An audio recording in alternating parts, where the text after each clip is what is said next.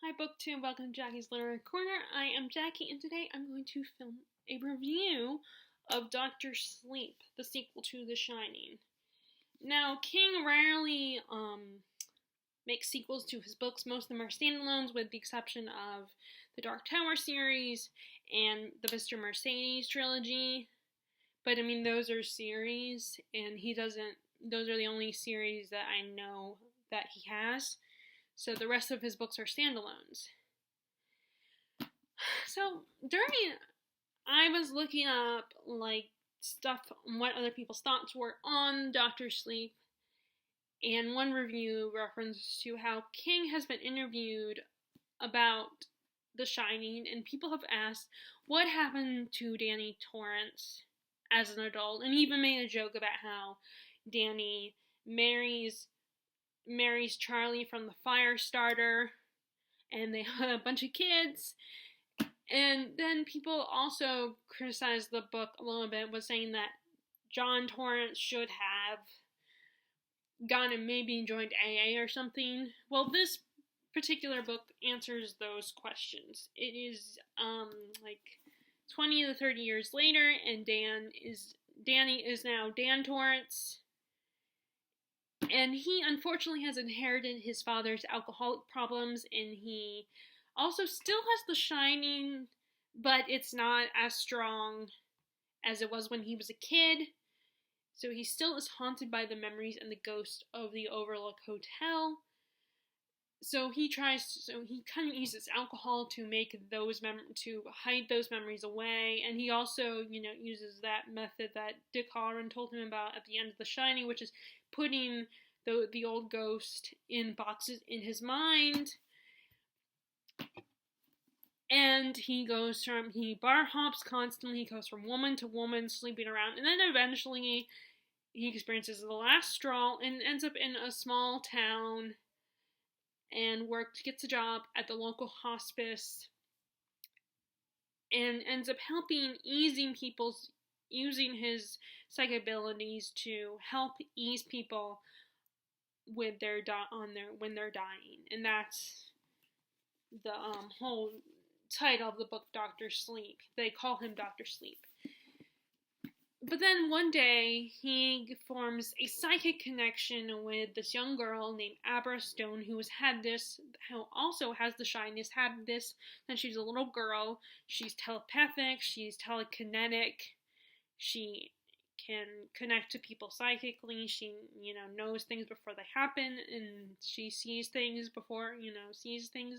has visions, and she ends up connecting with and ends up having a vision, or sees this boy who has the shine getting murdered by this group known as the True Knot, led by this woman named Rose, who she calls Rose the Hat because she wears a top hat. And you find out these people, what they will do is they will murder those who have the shine and inhale their essence and take their shine, and it allows them to become immortal and live forever and stay young forever. So they're very vampire-like.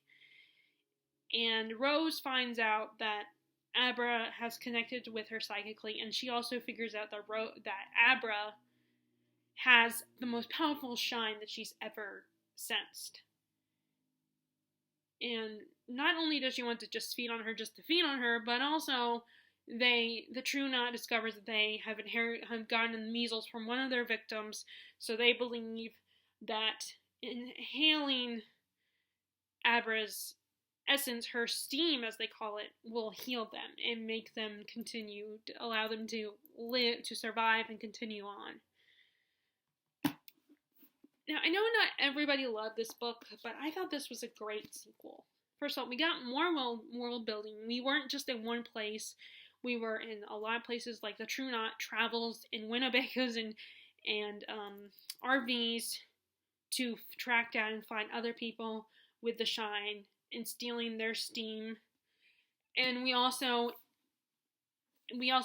have Dan is in this new town working at a local hospice, and then of course Abra is in another state, in her connection to, actually I think she might be in the same state Dan is, but it's a little bit farther away from where he is. But the way they communicate is through telepathically. They're able to communicate with each other. So we travel around the U.S. the U.S. throughout the novel. And the fact that we have another character who also has we have other characters with the shine, adds more to the shine, elaborates more on the shine power.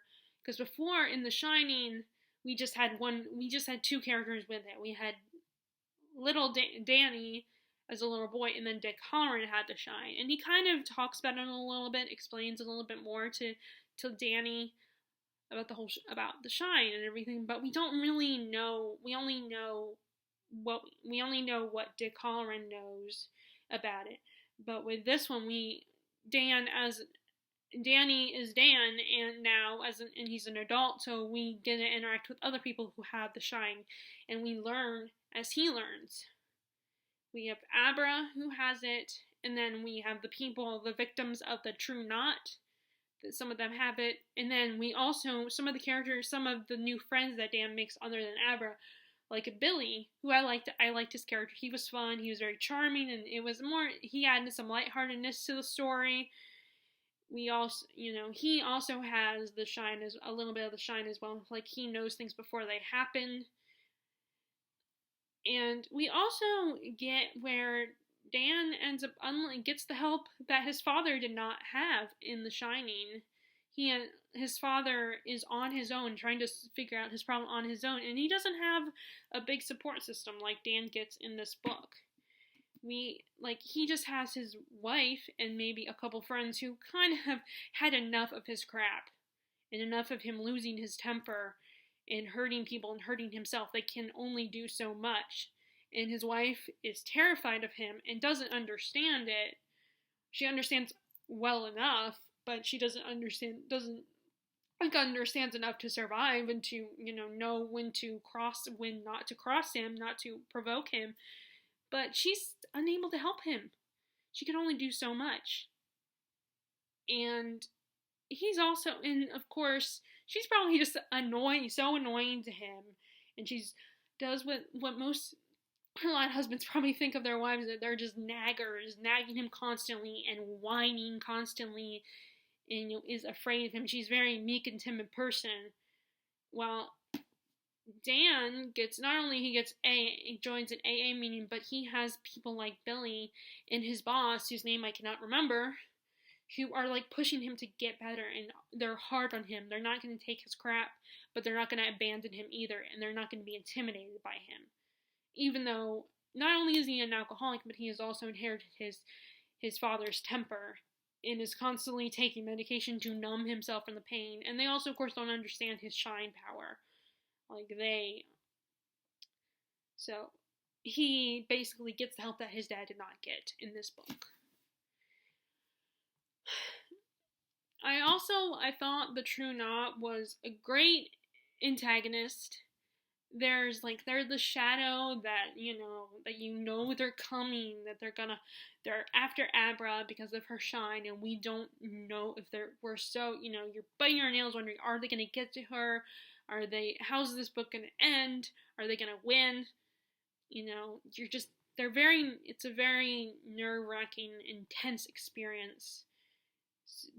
Being in the head of the True Knot and knowing that they're coming, and that Dan and Abra and their friends, Billy, and then Abra's Dr.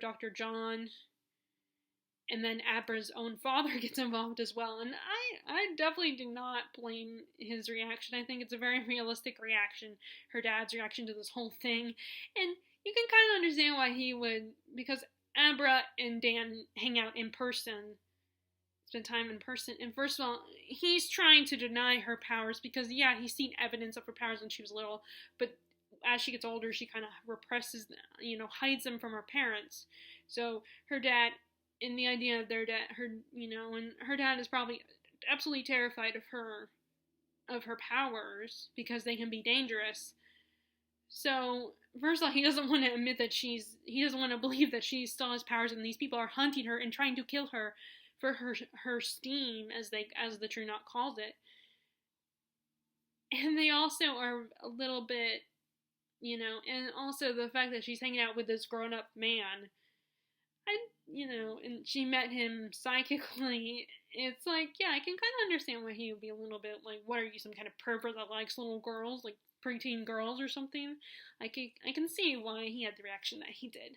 I mean, when I was reading the book, I was still like, no, that's not the case. Dan's not some crazy pervert. You gotta believe her. Your daughter's in danger. We don't have time for you to waste questioning it. But like I said, I can kind of understand his reaction. But the True Knot were, like I said, are great antagonists. There's, they're also, like, Rose is so charismatic and charming, and so is Crow Daddy, her second in command, and I think he's her lover. But they're also just, it's not as scary, but it's as scary as, like, if you're being hunted down by a serial killer. Scary. It's not like scary like someone's gonna jump out and shout boo, or, oh, it's a physical monster is coming. As scary as in the idea of someone hunting you down, and your heart is racing, and you don't know how close they are to you. So, it's not as scary. This is not as scary as The Shining, but it's a different kind of fear. Like, The Shining was about ghosts in a haunted place, and, they were isolated, and there was a snowstorm, and slowly John Torrance was going crazy, and was constantly snapping at his family, and then he ends up chasing them with an axe. While this one is more like, these people, they're not necessarily, they think they're in the right, which to me, that's a mark of a good antagonist or a good villain, someone who argues and reasons that they are in the right. To me, that's kind of scary too. And they look human, but the book points out throughout it that these people are not human, because they're murdering innocent people just to survive. They're doing, they're doing what the vampires do, which is the vampires, the only way they can survive is drinking blood. Now, in some vampire stories, they have the whole thing about vampires being, drinking human blood to survive, so that they don't have to kill innocent humans, and I guess it's better to kill animals, drain the blood of animals, than humans. Which, yeah, if it could consider an improvement. Of course, if you're an animal person, you might not agree. But, so these people are definitely are like vampires. And I found it kind of interesting. I was thinking throughout the book how, these people, the True Knot, remind me of Charlie Manx from Nosferatu, which is written by King's son, Joe Hill. So I'm wondering, although I think this book, I don't know which book came first, if this one came first, or let me see if I can find the copyright date of this one. I don't know which book came first. This came out in 2013. I don't know when Nosferatu came out, but if that one came out years later, then I wonder if he borrowed some ideas from his dad, because, I mean, maybe not, but I feel like Charlie Manx reminds me a little bit of the True Knot in his. Now, granted, it might have come out. When I'm done with this review, I'm going to look at the copyright of Nosferatu and see if maybe when that book came out, because there's the True Knot kind of reminds me of Charlie Manx a little bit, where he, eats children in that book. He steals from them, and he steals their essence. So I'm wondering, and I think that's how he survived. So I'm wondering if it's the same thing as the people in the True Knot, like if there's any connection there. Of course, the beginning of this book is a little bit slow, because, you're with the character that you don't know. This is the sequel to The Shining. You don't know what the character has to do with it and everything, but then you find out eventually what the sorry, my throat got a little scratchy there. So it's a little confusing in the beginning, So, like, a little, like, what's going on, and who is this character. But then once it picks up, you just want to keep turning the pages and find out what happens next with these characters. What's going to happen with Dan, what's going to happen with Abra, what's going to happen with the True Knot. You just have to keep going. You just want to keep going. Now, I feel like you could potentially get away with, even though this is the sequel to The Shining, I feel like you could potentially get away with reading this one first, if that ends up being the case. But like most people, I definitely think if you don't read The Shining first, you're going to miss out on some stuff, and you're not going to understand certain references to The Shining. But I feel like you wouldn't be totally 100% confused if you read Dr. Sleep first, and then read The Shining. Because sometimes I will, check out sequels of books or movies first, unless it's one of those ones where it's like the story continues right after, like, obviously certain series, like, where it ends, the first book ends on a cliffhanger, and then the second book picks up right after the first book, then yeah, you're gonna have to, but this is one of those sequels where it's like, where you're just, where it's after the events of the first book, but it doesn't like pick up right after the first book. It doesn't continue the story of the first book. It's its own story, but it has characters and references the main characters from The Shining, obviously, and then it has references to the events in The Shining, and they're the reason Dan is the way he is. So yes, it's a good idea if you read the sequel, The Shining, first, but you could get away with reading the sequel, I think, with the sequel with Dr. Sleep now, because I think you wouldn't be totally lost. And I feel, and as I was saying, I mean, and I've, like, if it's a sequel like that, where it's like how a lot of, movies that are like, continue, like, a lot of slasher movies, they will have sequels to the original because they make money off of those. And, like, you could jump into the middle of a book of one of those movies and watch it and be perfectly fine. Yeah, you might not understand every single reference, but you can still enjoy the movie. And then maybe go back to the original and be like, oh, so that's what that is about. That's what that means, or that's what led to that. But you could still enjoy it. I feel like that's how it is with this one. Like, you could still enjoy Dr. Sleep, but you need to read, but it would be a little bit better if you read The Shining first. And The Shining is worth a read. I mean, it's very creepy and scary. And I think it's definitely a good idea to read. If you watch the Stanley Kubrick movie versus the book, they are very different. And as other people have said, that the movie is good by itself. And so, but the book is even more compelling because there's so much more in the book than the movie. Like, the movie is more like just a traditional horror movie. Not a good, as Daniel Green put it in one of his reviews of the movie and the book, discussing the movie The Shining and the book The Shining, is that it's a good horror movie, like I said, but it's not a good adaptation to the original material. And hence why Stephen King did his own adaptation, a miniseries adaptation of it, which I would love to watch. I do want to watch that.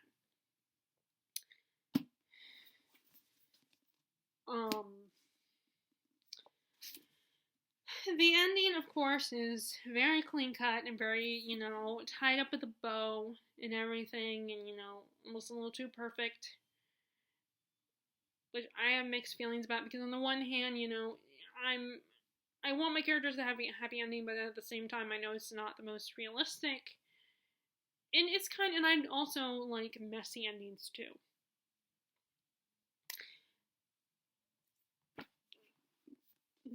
And let's see, what else can I say about this book? I liked the character, like I said, I liked Billy's character. Rose was a great antagonist.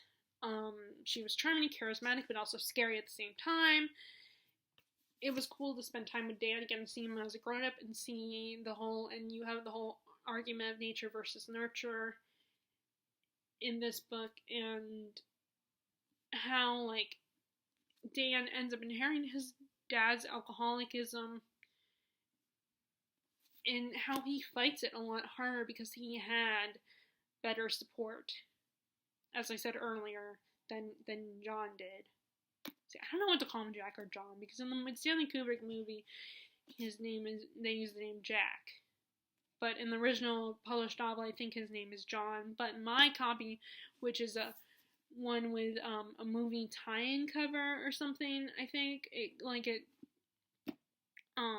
it's a more recent edition of the book, and it does have him under the name of Jack instead of John. But there are a couple pages where it says John Torrance instead of Jack Torrance.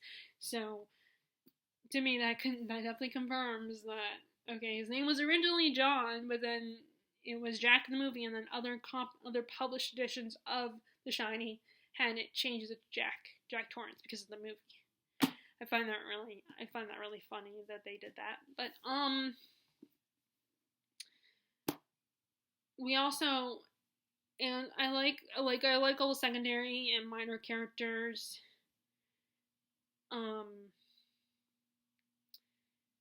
And again, it was kind of interesting to see Dan, how he was kind of becoming like his father. But I think spending time with Abra, helped prevent that from him becoming his father. Like, getting to know Abra and spending time with her, and having this responsibility, and like looking in the mirror and kind of realizing, I don't want to be like my father. I think that's all, really. And I think this was a great sequel. I enjoyed it.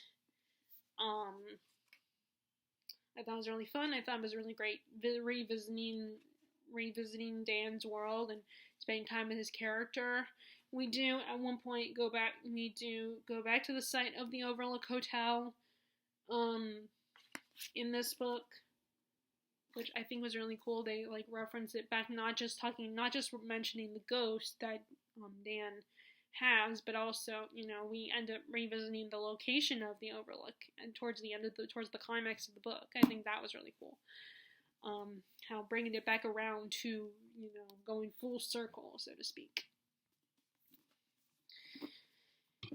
So, if you like The Shining, I definitely recommend reading this. You might not find it as good as The Shining, but I enjoyed it. I thought it was really good. A great sequel. Did what sequels do. But I agree, it's not as scary as The Shining, but still a very good, a very good book. And that's it. Those are my thoughts on Dr. Sleep. So, if you like this video, be sure to give a thumbs up, click subscribe if you haven't already, click the bell notification below if you want to see when I post new videos. And I hope you are, since we are still out of the woods with this pandemic, I hope you're continuing to wear your mask, washing your hands, and sanitizing them if you can't wash your hands, and staying 6 feet apart from people, or particularly if they don't have the vaccine, which doesn't get rid of it, but it does help with it. And I hope you're continuing to enjoy your reading, and I hope you check out this if you enjoyed The Shining. Check out Dr. Sleep. Alright, bye!